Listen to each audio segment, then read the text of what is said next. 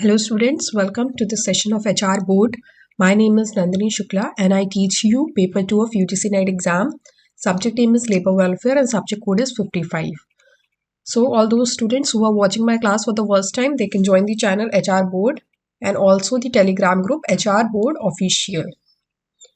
In today's class, I will cover the important acts and their sections, which are very important from the exam point of view.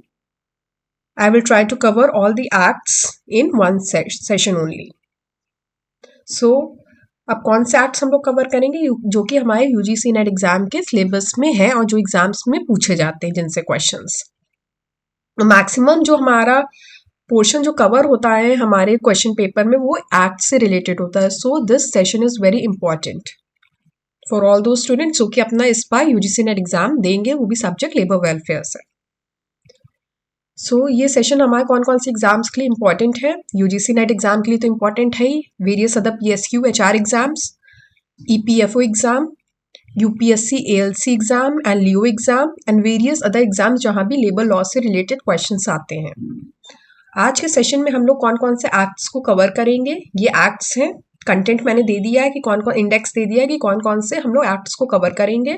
Trade union act हो गया, payment of wages act हो गया, minimum wages act हो गया, employees provident fund and miscellaneous provisions act हो गया, payment of bonus act हो गया, पेमेंट ऑफ ग्रेजुएटी एक्ट हो गया, इक्वल रिम्यूनरेशन एक्ट हो गया, industrial employment standing orders act हो गया, industrial dispute act of 1947, the factories act, mines act, Contract Labor Act, Interstate Migrant Workman Act, the Child Labor Act, and the last is the Building and the Other Construction Workers Act. ठीक है, सो हम लोग एक particular act को देखेंगे, उसके बाद उससे रिलेटेड फ्यू एमसीक्यूज या कह लीजिए पीवाईक्यूज को हम लोग सॉल्व करेंगे। ठीक है, 3 to 5 पीवाईक्यूज हम लोग देखेंगे कि किस टाइप से रिलेटेड उस पर्टिकुलर एक्ट से किस टाइप से क्वेश्चन पूछा गया, एग्जामिनर ने कैसा क्वेश्चन फ्रेम किया है और कैसा क्वेश्चन पूछा गया है। अब आते हैं हम लोग अपने ऑफर पर। मैं क्लास को शुरू करने से पहले ही आप लोगों से क्लियर कर देती हूँ कि ये पीडीएफ इस ऑफर के लिए वैलिड नहीं है। ठीक है, अगर आप लोगों को पीडीएफ चाहिए हो तो this PDF you have to purchase the PDF for this. Okay, कहाँ कैसे आप लोग परचेज करेंगे, जिन भी स्टूडेंट्स को परचेज करना है प्लीज ध्यान से सुन लीजिएगा, मैं बार बार रिपीट नहीं करूंगी। जिन भी स्टूडेंट्स को ये पीडीएफ चाहिए हो तो उनको परचेज करनी पड़ेगी। कहाँ पर, जब आप लोग टेलीग्राम ग्रुप को ज्वाइन कर लेंगे। ये हमारा टेलीग्राम ग्रुप होगा एचआर बोर्ड ऑफिशियल, इसको ज्वाइन करेंगे। उसके बाद आप लोगों को जो एडमिन है इनको आप लोगों को मैसेज करना है कि आपको पीडीएफ परचेज करनी है। वो आप लोग को इन्फॉर्मेशन दे देंगी। ठीक है, और अगर आप लोगों को पीडीएफ नहीं परचेज करनी है तो दूसरा ऑप्शन क्या है आप लोगों के लिए, या तो आप लोग स्लाइड्स का स्क्रीनशॉट ले सकते हैं या फिर it's better you can take a sheet of paper, white plain sheets of paper, और आप लोग जो मैं एक्ट्स को कवर कर रही हूँ वो आप लोग राइट डाउन करिए, उनको नोट डाउन करिए, तभी उससे आप लोगों का रिवीजन भी हो जाएगा। ठीक है, क्योंकि अगर आप लोग स्क्रीनशॉट लेंगे तो जो मैं एक्स्ट्रा इन्फॉर्मेशन दूंगी वो आप लोग उसमें नोट डाउन नहीं कर पाएंगे। इट्स बेटर आप लोग शीट ऑफ पेपर अपने पास रखिए, सेक्शंस को नोट डाउन करते रहिए और जो मैं इंपॉर्टेंट बताती जा रही हूँ वो भी नोट डाउन करिए। ठीक है, again I am repeating, this offer is not valid for this particular session. ठीक है, if you want the PDF then you have to purchase it. हम लोग आते हैं अपने पहले एक्ट की तरफ जो कि है हमारा trade union act 1926। Trade union act 1926। Please एक बार कंफर्म कर दीजिए कि I am audible and the slides are visible to you all.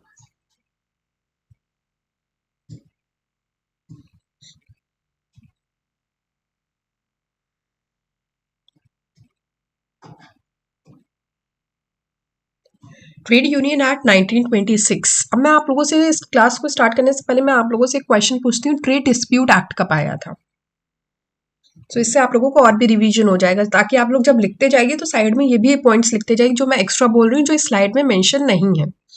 Trade dispute act हमारा आया था 1929 में। अब हमारा आता है ट्रेड यूनियन एक्ट। ये एक्ट कब इनैक्ट हुआ था या कब पास हुआ था, तो राइट डाउन कर लीजिए। 25 मार्च 1926 में ये एक्ट इनैक्ट हुआ था, या कि पूछ सकता है एग्जामिनर क्या पास हुआ था। कब? 25 मार्च 1926। अब एनफोर्स कब हुआ? तो फोर्स में कब आया था? 1 जून 1927। अगेन आई एम रिपीटिंग, कब इनैक्ट हुआ था? 25 मार्च 1926 और कब फोर्स में आया था? 1 जून 1927।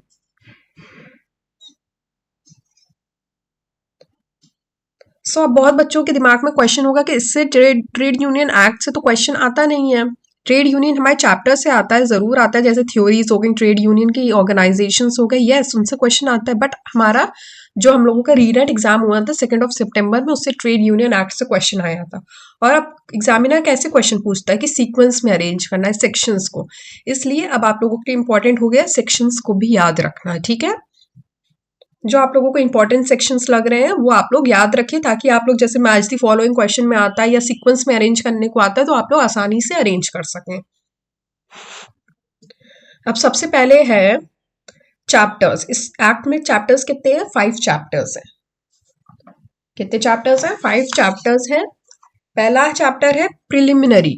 इसमें क्या क्या कवर होता है? सेक्शन 1 में शॉर्ट टाइटल, एक्सटेंड, कमेंसमेंट। ये सेक्शन 1 है। ये जैसे लिखा है 1 2 3, ये सब सेक्शंस हैं, ठीक है। Section 1, section 2, section 3। तो सेक्शन 1 में क्या आता है? चैप्टर 1 हो गया हमारा प्रिलिमिनरी। इसमें सेक्शन 1 में आता है शॉर्ट टाइटल, एक्सटेंट या कमेंसमेंट। कि दिस एक्ट को क्या कहा जाता है? This act is called the trade unions act of 1926। And कहाँ ये एक्सटेंड होता है? It extends to whole of India including the Jammu and Kashmir, ठीक है। अब हमारे आता है सेक्शन 2 हो गया, जो कि होता है हमारा डेफिनेशन से रिलेटेड। अब इस एक्ट में डेफिनेशन कौन कौन सी इंपॉर्टेंट है, ये आप लोग नोट डाउन कर लीजिए। मैंने इस पर्टिकुलर स्लाइड में नहीं मेंशन किया है, आप लोग नोट डाउन कर लीजिए। सेक्शन 2 क्लॉज ए में आता है हमारा एग्जीक्यूटिव। सेक्शन 2 क्लॉज ए में आता है हमारा एग्जीक्यूटिव। सेक्शन 2 क्लॉज बी में आता है ऑफिस बियरर, जो कि कौन होता है office bearer? Member of the executive, और ये ऑडिटर नहीं इंक्लूड करता है, exclude the auditor. Section 2D में आता है रजिस्टर्ड ऑफिस। सेक्शन 2E में आता है registered trade union. Section 2G में आता है ट्रेड डिस्प्यूट। एंड 2H में आता है, सेक्शन 2H में आता है ट्रेड यूनियन।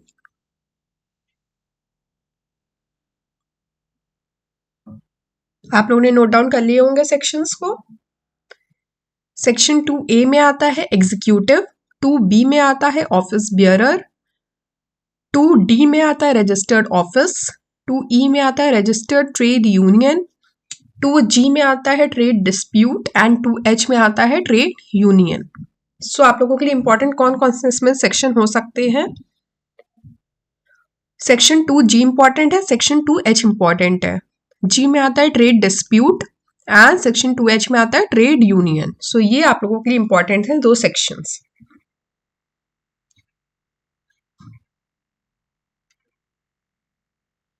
सो अब हम आते हैं अपने चैप्टर 2 में। मैं डिटेल एक्सप्लेन नहीं कर रही हूं, मैं इसमें आप लोगों को शॉर्ट में बता रही हूं, ठीक है, क्योंकि हम लोगों को इस पर्टिकुलर सेशन में सारे ही एक्ट्स को कवर करना है। सेक्शन 2 में आता है रजिस्ट्रेशन ऑफ ट्रेड यूनियन। अब सेक्शन 3 में है अपॉइंटमेंट ऑफ रजिस्ट्रार्स।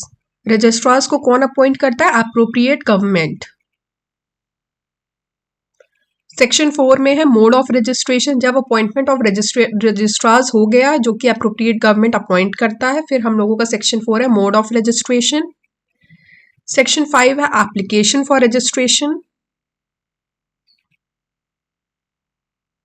सेक्शन 6 है provisions to be contained in the rules of a trade union. कौन कौन से प्रोविजंस कंटेन होने चाहिए रूल्स ऑफ ट्रेड यूनियन में। सेक्शन 7 है power to call for further particulars and to require alteration of name. Section 8 है registration. Section 9 है certificate of registration. Section 10 है कैंसिलेशन ऑफ रजिस्ट्रेशन। सेक्शन 11 है अपील। सेक्शन 12 है registered office. Section 13 है incorporation of registered trade union and section 14 है certain acts not to apply to registered trade unions. अब कौन कौन से इसमें सेक्शंस इंपॉर्टेंट हैं? इंपॉर्टेंट सभी हैं, ठीक है। जैसे अपॉइंटमेंट ऑफ रजिस्ट्रार्स हो गया, मोड ऑफ रजिस्ट्रेशन कौन से सेक्शन में आता है, रजिस्ट्रेशन कौन से सेक्शन में आता है, इंपॉर्टेंट है सेक्शन 8 में। रजिस्ट्रेशन हो गया, उसके बाद क्या मिलता है? सर्टिफिकेट मिलता है, तो सेक्शन 8, 9 और फिर कैंसिलेशन भी हो सकता है, ठीक है। सर्टेन ग्राउंड्स में कैंसिलेशन भी हो सकता है रजिस्ट्रेशन, तो वो उसके बाद आता है सेक्शन 10 में। देन कैंसिल हो गया तो अपील होगी, तो सेक्शन 11th में। ऐसे आप लोग करके कुछ स्टोरी टाइप का बना के आप लोग याद कर सकते हैं, ठीक है। सेक्शन 8 में रजिस्ट्रेशन, 9 में सर्टिफिकेट मिलता है, 10 में कैंसिल हो जाता है, 11th में अपील होती है, ठीक है। अपॉइंटमेंट ऑफ रजिस्ट्रार्स कौन से सेक्शन में होता है? सेक्शन 3 में। 4th में मोड ऑफ रजिस्ट्रेशन। सो 14 में certain acts not to apply to registered trade union. अब कौन कौन से एक्ट्स नहीं अप्लाई होते हैं रजिस्टर्ड ट्रेड यूनियन में? Let me tell you. पहला है the societies registration act of 1860, the societies registration act of 1860, the cooperative societies act of 1912, the companies act of 1956। ये 3 एक्ट्स हैं जहां पर नहीं अप्लाई होता है।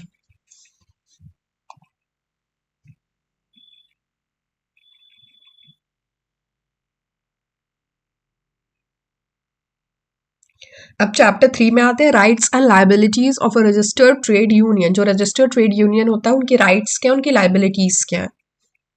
सो चैप्टर भी याद रखना है और सेक्शंस भी याद रखना है, ठीक है। चैप्टर 15 है objects on which general funds may be spent. 16 है पॉलिटिकल फंड से रिलेटेड। 17th है section criminal conspiracy in trade disputes. 18th है immunity for civil suit in certain cases. 19 है इनफोर्सिबिलिटी ऑफ एग्रीमेंट्स। 20 है right to inspect books of the trade union. 21 है rights of minors to membership of the trade unions. 21A है disqualification, कौन कौन से grounds में हो सकता है ऑफिस बेयरर्स का। सेक्शन 22 में है proportion of the office bearers. 23 में है चेंज ऑफ द नेम। 24 में है एमालगमेशन। 25 में है नोटिस ऑफ चेंज। 26 में है effects of change of name and of amalgamation. 27 में है डिसोल्यूशन। 28 में है रिटर्न्स। अब याद रखिए 15 में है जनरल फंड्स एंड 16 में है पॉलिटिकल फंड्स। फिर आता है 23 में, सेक्शन 23 में चेंज ऑफ नेम। 24 में है amalgamation of trade union and 27 में है डिसोल्यूशन एंड 28 में है रिटर्न्स। ये कुछ मैं इंपॉर्टेंट आप लोगों को सेक्शंस बताए दे रही हैं जो कि आप लोग याद रखना है आप लोगों को। अब हम लोग आते हैं चैप्टर 4 में रेगुलेशन से related. Section 29 power to make regulation and then section 30 है publication of regulation, power and then publication. Section 29 and section 30। Chapter 5 में है पेनल्टीज एंड प्रोसीजर्स।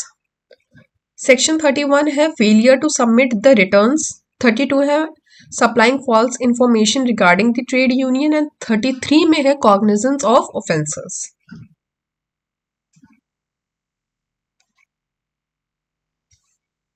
सो ये सेक्शंस है जो कि आप लोगों के लिए इंपॉर्टेंट है इस पर्टिकुलर एक्ट से। एक बार आप लोग देख लीजिए, स्क्रीनशॉट लेना चाहे तो आप लोग स्क्रीनशॉट भी ले सकते हैं, लेकिन बेटर रहेगा कि आप लोग नोट डाउन कर लें।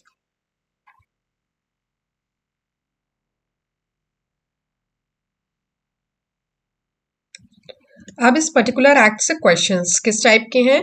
The trade union act came into operation. कब ये ऑपरेशन में आया है ट्रेड यूनियन एक्ट? 1 जून 1927, 1 मई 1926, 1 जून 1926 या none of the above. Operation यानी कि फोर्स में कब आया है? 1 जून 1927। और कब इनैक्ट हुआ है? मार्च में 1926 में। असेंट कब मिला है, कब पास्ड हुआ है, तो ये वर्ड्स आप लोगों को याद रखने हैं, ठीक है। 25 मार्च 1926। सेकेंड क्वेश्चन है what is the minimum number of trade union members requires in registering themselves as a union. Minimum number of members कितने होने चाहिए? ताकि वो ट्रेड यूनियन रजिस्टर्ड हो सके, उसके लिए मिनिमम होने चाहिए 7। क्वेश्चन नंबर 3 है which section of the act deals with registration of trade union. अब आप बताइए रजिस्ट्रेशन ऑफ ट्रेड यूनियन कौन से सेक्शन में दिया गया। देखिए आइए स्लाइड में, पर्टिकुलर स्लाइड रजिस्ट्रेशन किस में दिया गया है, सेक्शन 8 में। इसीलिए मैंने कहा था इंपॉर्टेंट है सेक्शंस। इस टाइप के भी क्वेश्चन आ सकते हैं, या आ सकते हैं मैच द फॉलोइंग। अब है क्वेश्चन हमारा which of the following acts do not apply to registered trade union. कौन कौन से एक्ट्स हैं, cooperative societies act, societies registration act, companies act, ये सारे ही एक्ट हैं, ऑल ऑफ द अबव। अब है how many members consent is required to change the name of the registered trade union. How many members का consent लेना पड़ता है required to change the name. किसी अगर रजिस्टर्ड ट्रेड यूनियन है उसका नेम चेंज करना है तो कितने मेंबर्स का कंसेंट जरूरी है। ऐसे ही तो आप लोग अपनी मर्जी से चेंज नहीं कर सकते रजिस्टर्ड ट्रेड यूनियन का नेम, तो कितने लोगों का कंसेंट लेना जरूरी है, 2/3 of the total members. Next आते हैं हमारा पेमेंट ऑफ वेजेस एक्ट।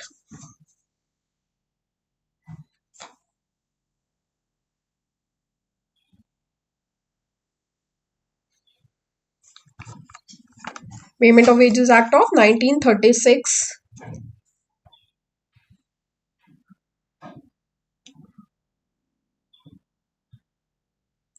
ये कब फोर्स में आया यार, 23 अप्रैल 1936 को।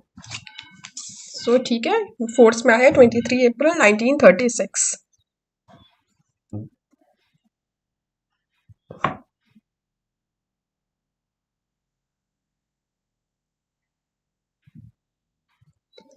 सबसे पहले हमारा सेक्शन 1 है जो कि कहता है क्या क्या कहता है section 1, again short title, extent, commencement. ठीक है, this act is also applicable to whole of India. So ये कब आया है, पास हुआ है,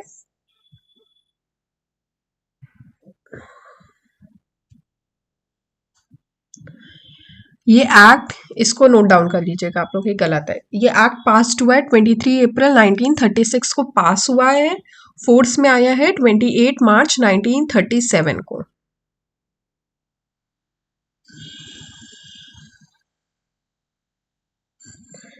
पास हुआ है 23 अप्रैल 1936 को, फोर्स में आया है 28 मार्च 1937।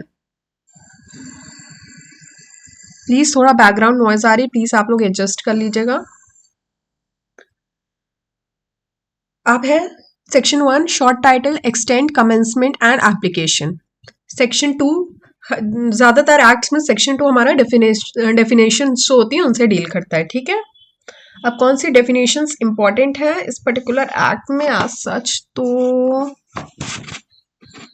नहीं है। सेक्शन 2 क्लॉज 2 में आप लोग देख सकते हैं इंडस्ट्री और other establishments, and section 2 clause 6 में आप लोग देख सकते हैं वेजेस।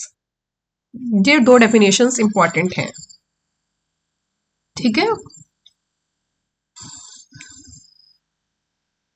अब हम लोग आते हैं सेक्शन 3 में जो कि है अगेन इंपॉर्टेंट है, सेक्शंस आते हैं अरेंज करने के लिए। ठीक है, responsibility for payment of wages. किसकी रिस्पॉन्सिबिलिटी है होती है पेमेंट ऑफ वेजेस की,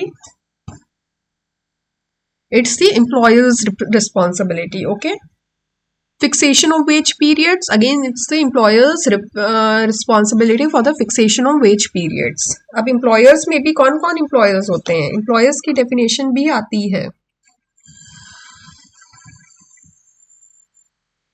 कौन रिस्पॉन्सिबल है, एम्प्लॉयर रिस्पॉन्सिबल है for the payment of wages. Factory में होंगे, इन केस ऑफ फैक्ट्री में manager of the factory, industrial और अदर एस्टैब्लिशमेंट जो कि पर्सन रिस्पॉन्सिबल होगा, रेलवेज में पर्सन जो नॉमिनेट होगा for the particular local area, contractor में पर्सन जो डिजाइन होगा by such contractor, and in other cases में person designated by the employer as a person.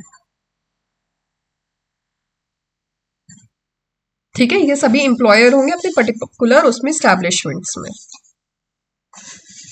Fixation के भी केस में यही होगा। ठीक है, एम्प्लॉयर अगर फैक्ट्री में है so manager of the factory, occupier of the factory.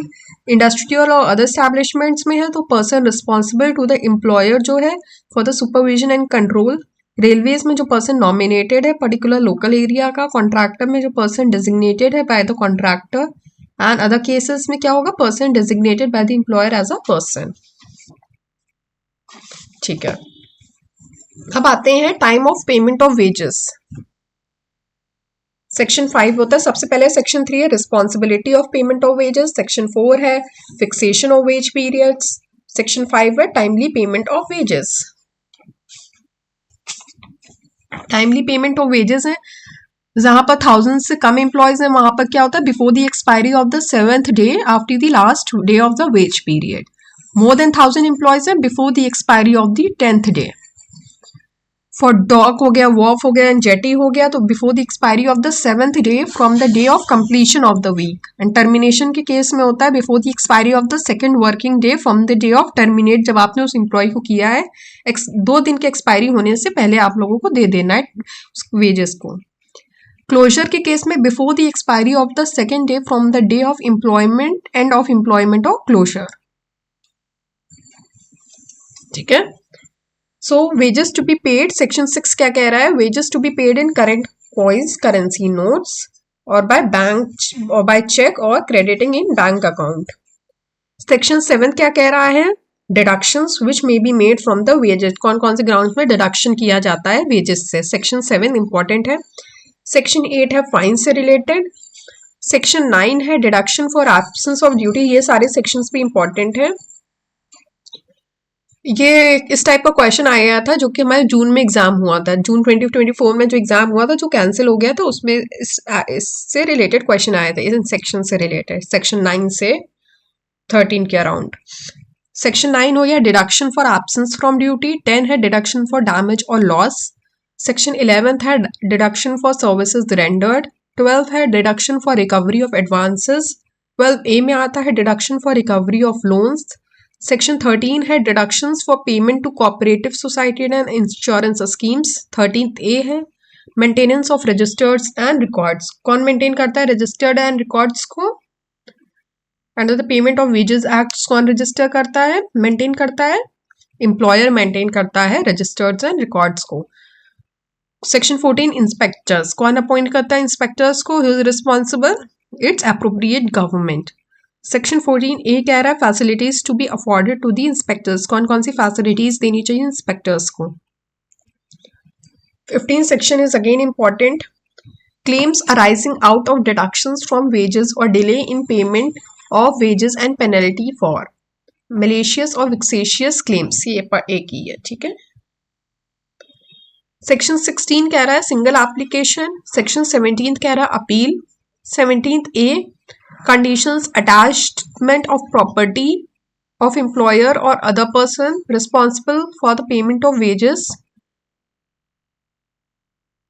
Section 18 कह रहा है powers of authorities।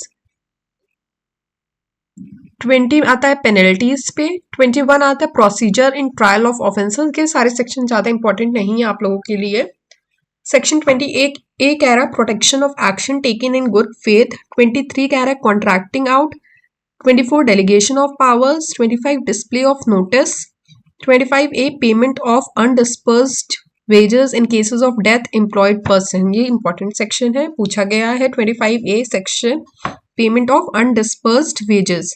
section 26 कह रहा है rule making power।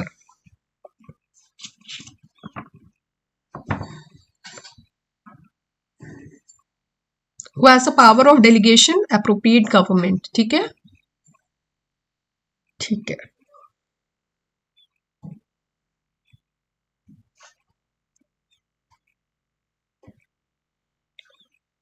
you can take the screenshot।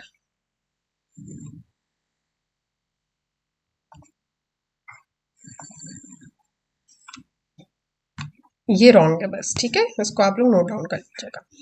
सो अब इस एक्ट से रिलेटेड क्वेश्चंस हम लोग देखते हैं। Which of the following is not correct, पूरा स्टेटमेंट पढ़िएगा तब आंसर करिएगा। नॉट करेक्ट है with respect to fine under the payment of wages act 1936।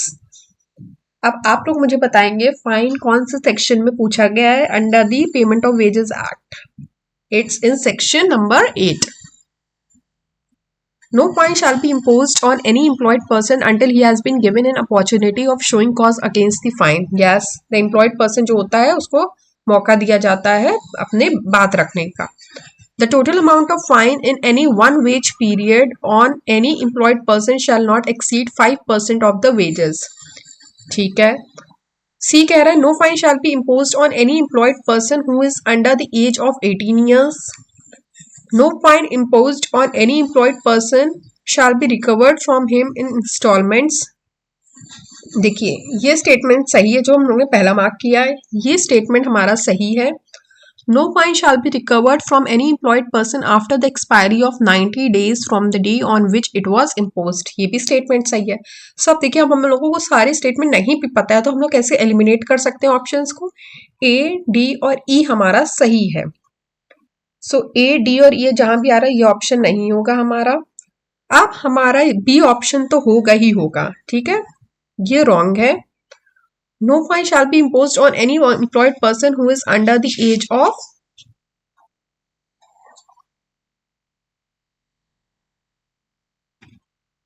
15 years. 18 years नहीं होगा, 15 years होगा.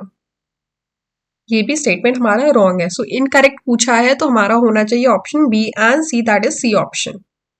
ये नोट डाउन कर लीजिएगा आप लोग. ठीक है, पॉइंट्स 3% होना चाहिए यहाँ पर और यहाँ पर 15 years. जो 15 साल से कम एज के हैं उन पे फाइन नहीं इम्पोज होगा. क्वेश्चन नंबर 2 आता है arrange the following deduction under the payment of wages act in ascending order of sections.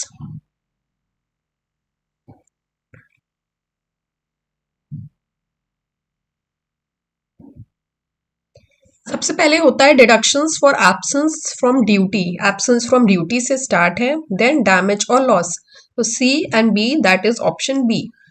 फिर आता है deduction for services rendered, deduction for recover of advances and last is deduction for recovery of loans.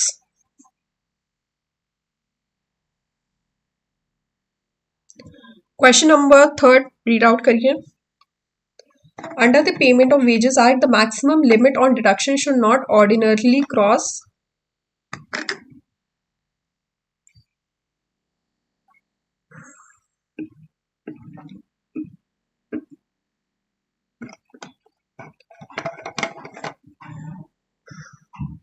75% in case of cooperatives and 50% generally in other cases. Next question is the present wage ceiling per month for the purpose of payment of wages is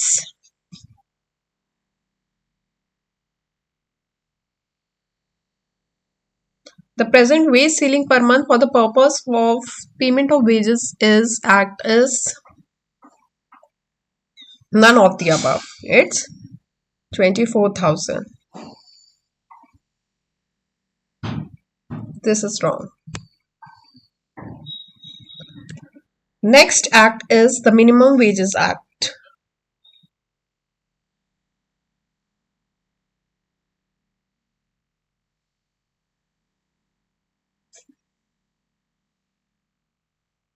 The Minimum Wages Act of 1948.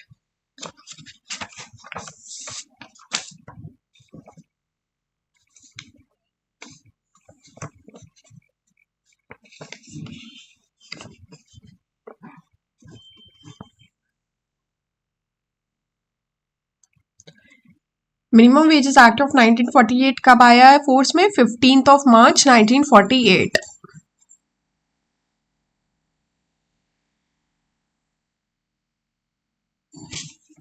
March 1948. अब है section 1 again short title and extent. It covers to whole of India.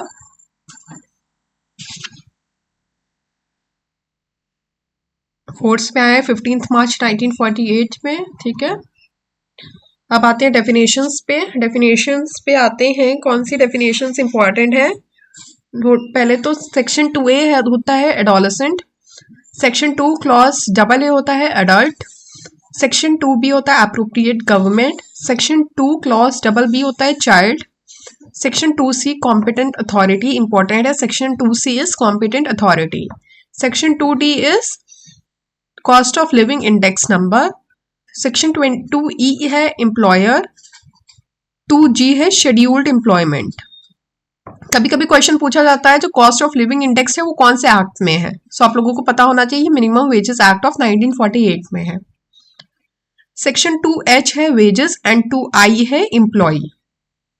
ठीक है, ये सारे sections हैं important. आप लोग कह लीजिए सेक्शन 2C है कॉम्पिटेंट अथॉरिटी हो गया, 2D हो गया cost of living index, 2G हो गया शेड्यूल्ड एम्प्लॉयमेंट। वेजेस की भी डेफिनेशन आप लोग देख लीजिएगा 2H।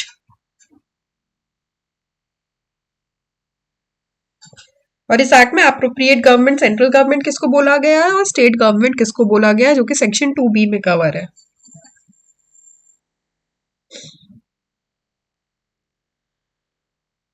अब आते हैं हम सेक्शन 3 है हमारा fixing of minimum rates of wages. Fixation of minimum rates of wages कौन करता है, appropriate government.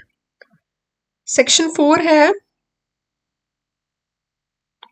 Minimum rates of wages, appropriate government responsible for fixing the minimum rates of wages. And minimum rates of wages क्या होनी चाहिए, section 4 में है। Section 5 में है procedure for fixing and revising minimum wages.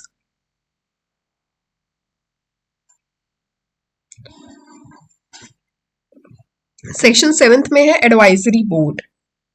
Who constitute the advisory board, appropriate government. And who constitute the central advisory board is central government. ये दो sections important है। अब पूछा जाता है मैच द फॉलोइंग में कि एडवाइजरी बोर्ड कौन से एक्ट में है, सो आप लोगों को मार्क करना है advisory board is in minimum wages act of 1948। Central advisory board है सेक्शन 8 में। कंपोजिशन ऑफ कमिटीज है सेक्शन 9 में। सेक्शन 10 में करेक्शन ऑफ एरर्स, सेक्शन 11 में वेजेस इन काइंड, सेक्शन 12 में payment of minimum rates of wages, section 13 में है fixing hours, 14 में है ओवर टाइम, 15 में है wages of worker who works for less than the normal working day, important है। Section 16 है wages for 2 or more classes of work। सेक्शन 17 है minimum rates, minimum time rate wages for piece work. 18 है who is responsible for maintenance of registers and records, employer. Section 19 inspectors को कौन appoint करता है, appropriate government. Section 20 है claims. Section 21 है single application. Section 22 है पेनल्टीज। 22A है general provision. Section 22B है cognizance of offences. Section 22C है offences by companies. Section 22D है payment of undispersed wages amounts due to employees. Section 22E है protection against attachment of assets of employer with government. Section 23 हो गया, 24 हो गया, ये सब इंपॉर्टेंट नहीं है। Powers of state government, power किसके पास होती है to add the schedule, it's with the state government. Power of central government to give directions, power of central government to make rules, and power of appropriate government and central government to make rules. ठीक है, who has the power to add the schedule is with the state government.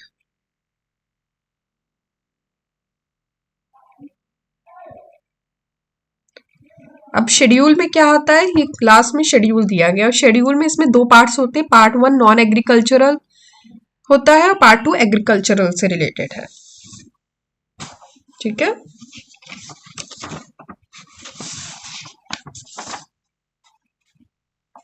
Non agricultural में कौन कौन से आ जाएंगे industry establishments वगैरह, and agricultural में कौन कौन सी कवर होती हैं।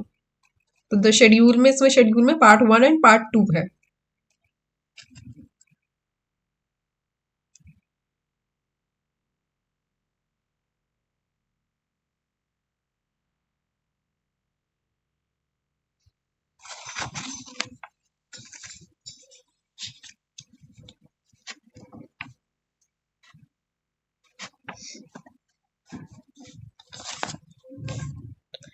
इससे रिलेटेड क्वेश्चंस देखते हैं। How many independent persons are to be appointed to the central advisory board under the minimum wages act of 1948।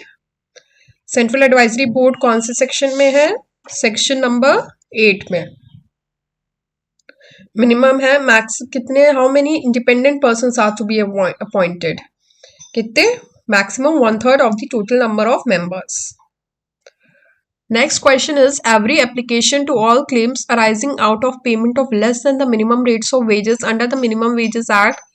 Claim से रिलेटेड क्वेश्चन है, तो क्लेम कितने दिन में करना चाहिए under the minimum wages act? 6 months and under the payment of wages act 12 months. So 6 months इसका answer होगा. Next question is which is not correct relating to minimum wages act. The appropriate government shall fix the minimum rates of wages for the employees employed in the employment Schedule 1 and Schedule 2. Different minimum rates of wages may be fixed for different localities. The appropriate government may review the minimum rates of wages so fixed at such interval not exceeding 3 years. The appropriate government shall appoint the committees and subcommittees to advise it in the respect of fixation and minimum rates of wages. The minimum wages payable under this act may be paid in kind.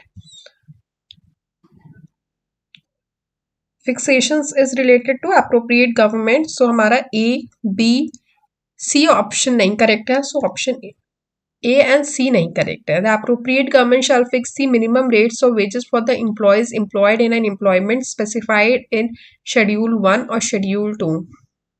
पहली बात, इस act में schedule एक ही होता है जो कि part 1 and part 2 में है. ठीक है, शेड्यूल 2 की तो बात हुई नहीं है इस एक्ट पे. सो ये याद रखना है, एक ही शेड्यूल है. सो ए एंड सी रॉन्ग हो जाएंगे. Statement question is statement type question where the employment of any person is terminated, the wages earned by him shall be paid before the expiry of the 7th day. No, termination के case में होता before the expiry of the 2nd day. When the application made of claim arising out of deduction from wages was found either malicious or vexatious, the authority to make direct penalty not exceeding 375 rupees be paid to employee by the person presenting to him. 375 rupees. क्या ये सही है statement? सही है. So statement 1 is false and statement 2 is true.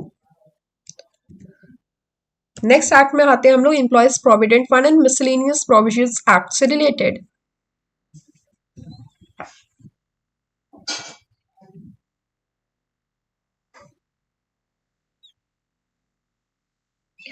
अब इस act से related क्या क्वेश्चन पूछा जा सकता है? पहला तो है, जैसे आता है provident fund, family pension scheme, deposit link insurance scheme और पेंशन स्कीम, ये सब दे दी जाती है इनको उनके according to their enactment year से अरेंज करना होता है. सो ये इंपॉर्टेंट क्वेश्चन आता है जो कि रिपीट हो चुका है काफी बार, 2-3 टाइम्स.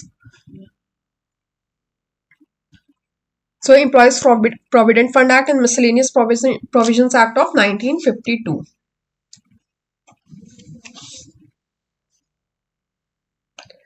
So अब एक्ट को स्टार्ट करने से पहले फ्यू ईयर्स आप लोग नोट डाउन कर लीजिए. प्रोविडेंट फंड आया था 1952 में.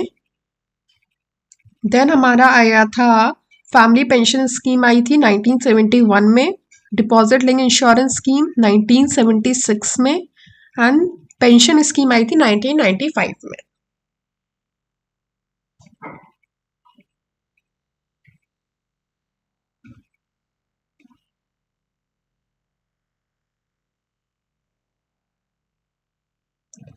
अब सबसे पहला हमारा सेक्शन बात कर रहा है short title extend and application.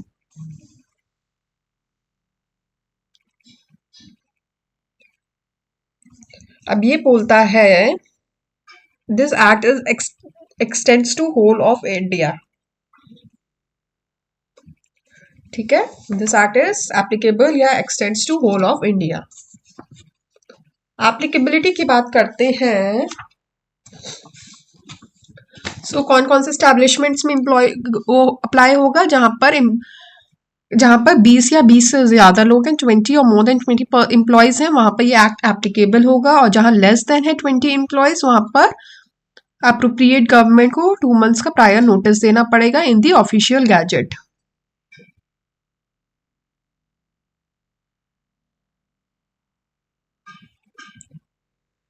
ठीक है। अब हमारा आता है सेक्शन 2 डेफिनेशन से रिलेटेड।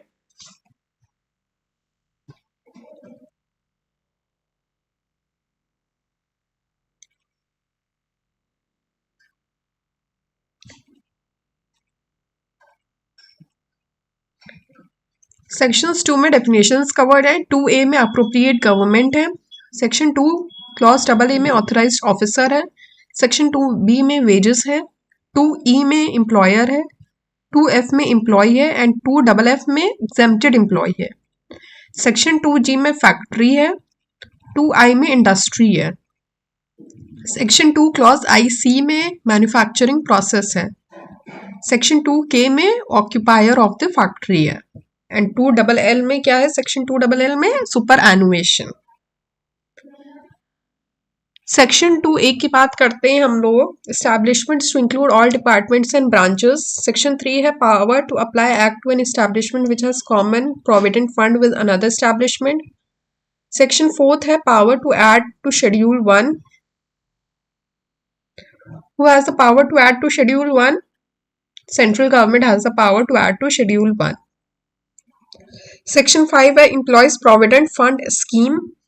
सेक्शन 5A है सेंट्रल बोर्ड। अब पूछा जाता है कौन से एक्ट में सेंट्रल बोर्ड एक्ट कवर है। सो ये हमारा है 1 मिनट।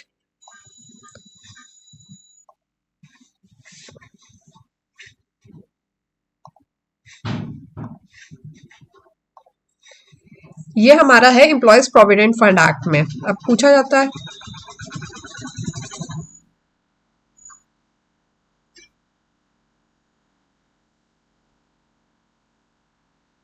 आज के लिए हम लोग इतना ही रखते हैं क्योंकि बैकग्राउंड नॉइस काफी आ रही है। इसके आगे के एक्ट्स हम लोग नेक्स्ट सेशन में कवर कर लेंगे। ठीक है। I hope you will find this session valuable and informative. Please like the class and share with your friends. And अगर आप लोगों को कोई भी डाउट हो सो आप लोग कमेंट बॉक्स में कमेंट करके पूछ सकते हैं।